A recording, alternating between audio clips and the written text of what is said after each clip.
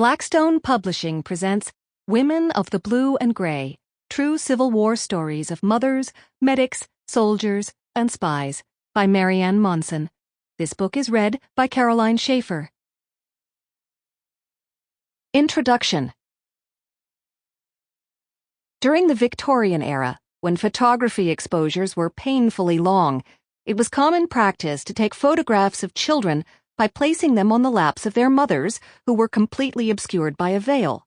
The intent, of course, was to keep a squirmy child calm during the 30-second long camera exposure. To modern viewers, these hidden mother images appear more than a bit creepy, with the shadowy outline of a woman or a pair of disembodied hands lurking like ghostly imprints behind the infant. Though they seem rather macabre to viewers today, the photos, on a metaphorical level, are apt representations of a woman's role throughout history. All too often, she has been relegated to the background, presented as no more than an obscured figure supporting others, unseen for her own merits. Historians, thankfully, are beginning to remove that veil, allowing her to step forward and speak of her own experience in her own words, turning his history into their story, bequeathing to us all a truer, fuller, richer version of events.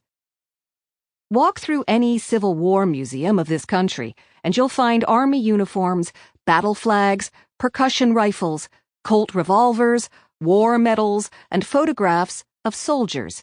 Here and there, tucked into corners, you may be lucky enough to find displays featuring a handful of women who contributed to the war effort.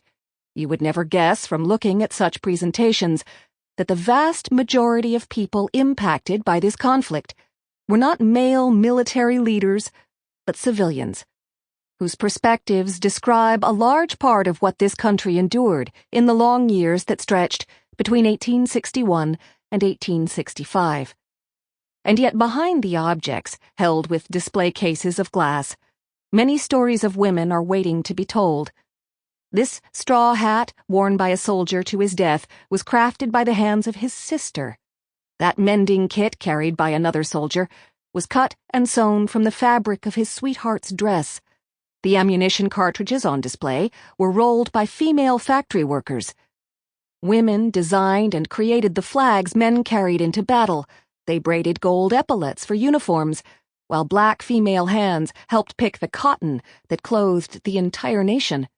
Female nurses cared for soldiers who fell on battlefields, then sent locks of hair and personal items to comfort mourners. Survivors cherished these. Sample complete. Ready to continue?